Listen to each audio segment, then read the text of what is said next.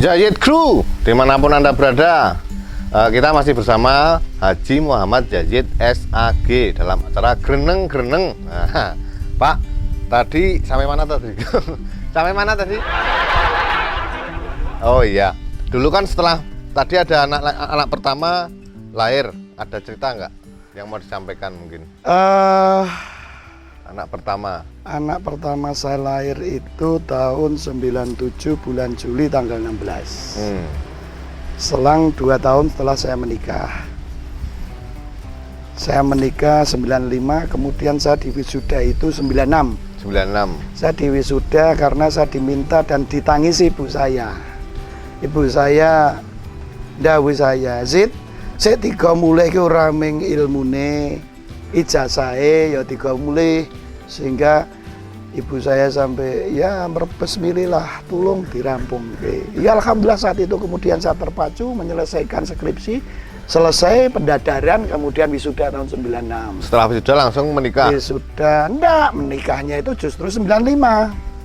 Oh. Saya itu ditangisi ibu saya supaya lulus itu setelah menikah tahun 95. Karena seloro lopole ragat ya Pak ya, ya. Sudah biaya dan sebagainya, Ya. tidak sampai dapat ijazah kan? Iya. Nikah Karena terus. alhamdulillah kan saudara-saudara saya sampai sekarang ini sarjana semua. Berarti dulu belum kerja nih Pak, Ya, nikah? ya belum lah ya, kerjanya isi serabutan. Apa Mbak, gilingan itu? Ya gilingan dan lain sebagainya. Makanya dulu ketika saya nikah, saya itu sejak muda hobinya motor gede, BMW saya jual. Oh sudah punya BMW Pak? Sudah, R27. Itu dari mana Pak? Kan belum bekerja? Yang ngasih bapak saya. Oh, ada peparing. Iya, tapi saat itu saya karena merasa prihatin, ngepek anak wong dong gawean tetap. Saya modal itu kemudian beli truk Pasiran? Truk pasiran. Tapi saat itu luar biasa. Tapi Bapak pegang sendiri apa? Enggak lah. Oh, ada yang juragan. pegang, juragan. Saat itu masih pribe-pribe. Saya ikut menyelesaikan, karena kebetulan ada saudara laporan sir, ikut menyelesaikan Ring Road Barat tahun 96, kemudian ikut bikin Hayat, kemudian lapangan golf itu juga. Dulu masih jarang truk. Jadi truk iki golek gawean ora kok saiki. Iya, betul. Truk golek gawean.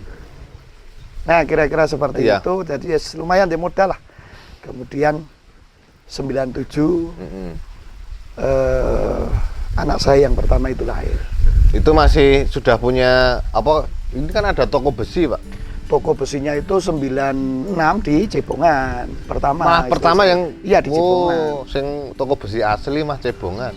Iya. Ini mah cabang. Cabang dan belum lama karena yang baru ini kan sebetulnya saya kemarin tidak akan nyalon untuk pekerjaan saya supaya nggak power syndrome.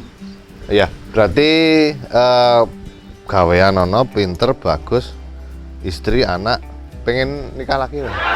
Ya itu kan naluri laki-laki loh Pak, saya tanya loh. Saya tidak bisa melawan takdir. Nah, politisi jawabnya mesti ayo ngomongin takdir. Artinya kan gini, perintah Quran itu fangkihu masna wa thulatha wa ruba.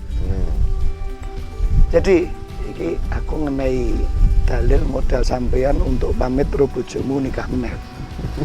Fangkihu, maka nikahlah.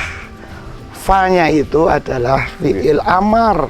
Maka itu perintah. He'at fu'at, gue nikahlah. 2, 3 atau 4. Perintahnya itu sebetulnya fu'at, gue nikah 2, 3 atau 4. Bagi laki-laki loh. Iya. Bagus. Bukan nikah 1. Jika kamu bisa berlaku adil, tidak bisa berlaku adil, maka nikahlah 1. Adil Sehingga itu ribon, Pak? adil itu yang menempatkan sesuatu pada tempatnya dan sebagainya. Ukuran adil itu sangat relatif. Sehingga saya belum merasa bisa berlaku adil, sehingga saya cukup 1. Ya. Terima kasih. Nah, yang menarik, saya bersyukur istri saya ketika saya ajak diskusi masalah itu Paham ya Pak? sangat paham dan sangat islami. Boleh. Karena ya, apa? Kalau menolak ayat itu berarti kufur. Artinya tidak meyakini atau gugurlah rukun imannya. Kan gitu Mas? Nggih, leres niku. Salah satunya mulai goyah adalah niki. Quran. Kan gitu Mas? Ya betul. Nah istri saya meyakini Quran sehingga tidak membantah ayat itu. Boleh, tapi istri saya memberikan satu syarat. Nah, iki wase ten iki. Boleh ya kamu menikah lagi ning Rositi Nurhaliza.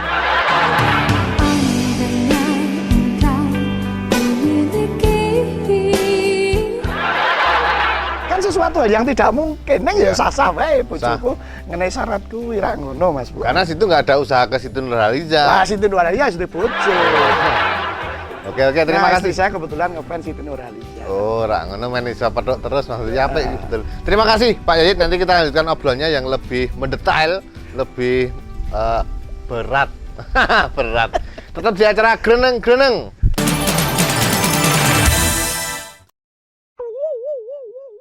Yayit Kru, dimanapun Anda berada, tentunya masih dalam acara Greneng. Kamerane kono sakle. Nah, tentunya masih bersama Haji Muhammad Yayit SAG. Kita akan mengulik yang lebih detail. Pak, sampun ini. Sampai salah kok. Kok salah pripun? Yazid. Asal katanya Zada Yazidu, Zidan. Yazid. Yazid. Ya. Nah, saya kan wong Jawa, Pak. Nah, kadang-kadang orang Yazid. Yazid. Nah, yang benar itu Yazid. Yazid Muhammad Yazid. Yazid itu fi'il mudhari bertambah. Semoga bertambah. Jadi nama itu adalah doa. Berarti harus benar. Yazid bertambah, Muhammad terpuji. Jadi mbah saya dulu yang memberikan nama dengan sebuah doa, semoga selalu bertambah terpuji. Tepuk tangan. Terima kasih. Nah, kita sekarang nanti akan bertanya-tanya sama beliau tentang sejarah Dewan, Pak. Ya. Saya kan pernah bertanya dulu di sana, pernah bertanya tentang menikah, terus Dewan. Nah, nikah dulu apa Dewan dulu? Saya nikah dulu 95, kemudian jadi Dewan 97. Wah, ini rezekinya orang nikah mungkin. Ya, saya usaha, kemudian ya kebetulan saja jadi Dewan. Ya, memang kebetulan, itu faktor luck. Tapi kan ada Ya, usaha, Pak. Tuhan. Ada usaha dari, ya. Jadi kan gabung di partai itu dari tahun berapa? Saya menjadi pengurus PAC, masuk aktif di PAC itu 92. Masuk di itu berarti masih SMA? Masih sudah kuliah. Sudah kuliah. Masuk jajaran pengurus DPC, Dewan Pimpinan Cabang Kabupaten Sleman itu di 95. Kemudian masih ada kaitannya dengan episode yang lalu. Dulu saya cerita nakal, mulai dari kecil, ternyata juga ada manfaatnya ketika kita bisa menyalurkan. Alhamdulillah orang tua saya bisa membimbing untuk kemudian tidak menjas kamu salah, tidak, tapi disalurkan, dan alhamdulillah saya juga bisa tersalur. Nah, kemudian berprestasi di olahraga, baik tenis meja, terutama karate. Nah, saya sebetulnya aktif pertama itu di karate, kemudian juga maksudnya dengan basic bela diri, saya jadi komandan Satgas di Sleman. Berapa tahun, Pak? Muscap 95. Muscap 95 saya jadi komandan Satgas.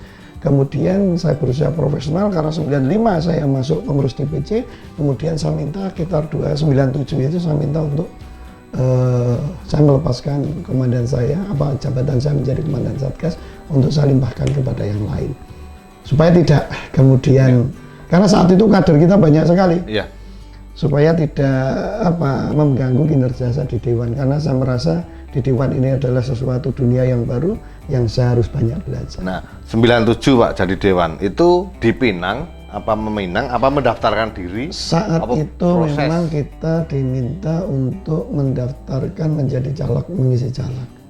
Sekali lagi, ini adalah garis tangan, ini adalah takdir Tuhan, kodok-kodarnya, dan saat itu kita tidak membayangkan untuk jadi Dewan. Karena kalau kondisi normal sebelum 97 itu benar-benar sebelumnya 95. Rata-rata di Kabupaten Sleman itu sekitar 7-8 itu undi kan gitu. Nah, kemudian di 97 itu kan terjadi kecelakaan politik. Ada Mega Bintang saat itu. Sehingga Sleman mendapatkan 14 kursi. Saya sebetulnya di angka 22.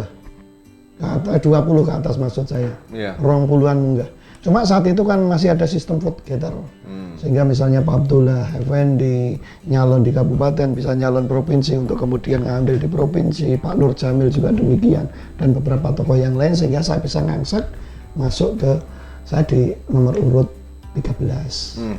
Ngentek urut ya Pak ya? Nah, Urut beca? urut kacang. Urut istilahnya kacang. urut kacang. Dulu masih 3 partai, urut kacang. Karena saat 97 masih masa Orde Baru, sebelum masa reformasi, itu adalah urut nomor, bukan seperti sekarang. 97 kan sudah mulai kacau itu Pak. 97 kan Respon. awal dari, ya awal itu kan 98. Reformasi 98, kemudian Meledak partai banyak pemilu itu ya. kemudian diajukan Ya, di 99.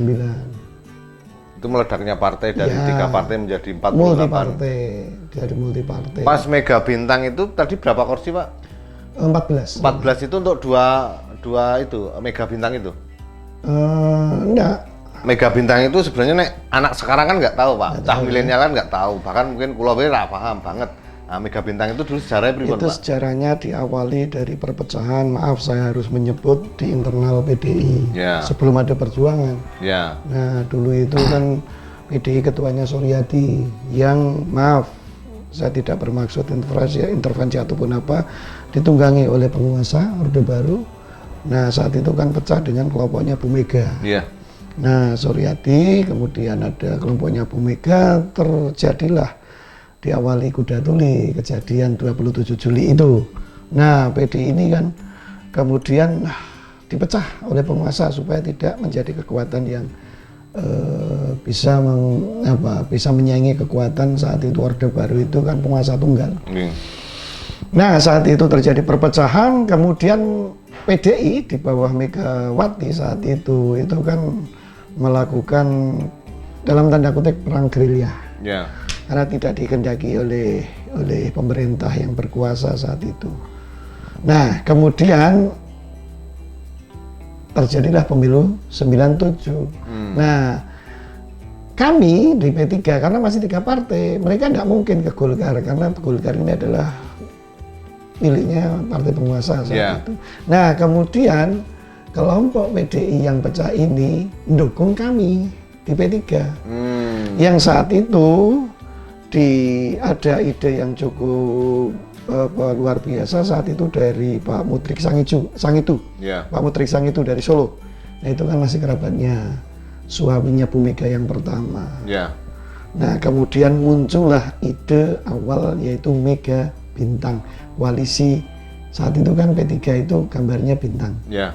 Nah, Megawati bersama bintang, makanya Mega Bintang. Nah, itu kan ada PDI Suryadi. Nah, PDI Suryadi yang menjadi peserta pemilu. Ya, yang Sehingga sangat anjlok. PDI itu dulu dari sekitar berapa, 15-an atau berapa, hanya di Sleman itu hanya satu, berarti rata-rata cuma satu. Mega Bintang itu menguntungkan P3, P3 gitu, dapat durian runtuh. ya, itu mulai awalnya. Itu pas jenengan juga Saya masuk. masuk Makanya Oh. saya masuk pertama jadi dewan itu tidak berpikir. karena itu Tapi kan saya kuotanya tetap banyak tadi ya Pak istiqomah. ya. Iya, Kuota banyak. karena kepleset. Ya. Yang biasanya dapat 7 atau 8 kepleset jadi 14. Jadi sing urut kacang tadi langsung masuk. Langsung masuk. Barangkali Kemudian sinten Pak yang, Liting yang jenengan. yang mestinya dengan mertua sampeyan juga. Doa. Tua saya loh. Dulu belum. Kalau mertuanya tahu Fuad mungkin ya Seneng Pak. Oh, seneng. Seneng no didam-damke kula dengan niku. Pak Siapa aja Pak? Mungkin yang terdekat daerah sini. Pak Barozi. Pak Barozi itu juga dewan Ya, dulu. Iya, dewan, dan jadi unsur pimpinan wakil ketua dewan di 97-99. Iya, terus Pak Abdul lah. Pak Abdul Effendi provinsi. Provinsi, nggih. Mas Sugeng itu dari Melati. Wah, berarti dulu banyak yang menjadi dewan dadaan gitu Pak pas, Ya. pas itu. Iya. Jadi saat itu kami aktif di P3, maksudnya aktif di DPC. Saat rekapitulasi, kami itu pagi-pagi membawa kabar gembira, seistilah Pak Maman dulu ketua DPC kami, buka wong turu, buka wong tadi dewan. Karena nggak tahu, nggak ada perhitungan, meleset. Iya meleset terus ternyata masuk banyak itu berarti kan dalam sewu Pak internal kan banyak yang wah kok ya Yud kok ora aku ah. Berarti Ya biasalah di politik. Ya. Tapi itu tadi, itu Ya. adalah sudah 97 sampai 99. 99. Cuma 3 tahun Pak. 2 tahun. Oh, 2 tahun. 2 tahun. Terus berarti baru sudah nggak urut kacang lagi wis Iya. pilihan gambar. Iya, Ya, kemudian multi partai itu. Multi partai. Nah, di sini saya ingin menyampaikan terutama kepada anak-anak saya, generasi muda, ini harus betul-betul melek politik, kemudian juga tahu apa itu politik, kemudian juga terlibat di dalam kehidupan politik. Nah, Karena apapun diberi kehidupan kita tidak bisa lepas dari dunia politik. pemirsa, Jazid Crew dimanapun Anda berada, kita tetap di Greneng-Greneng setelah pesan-pesan yang berikut ini.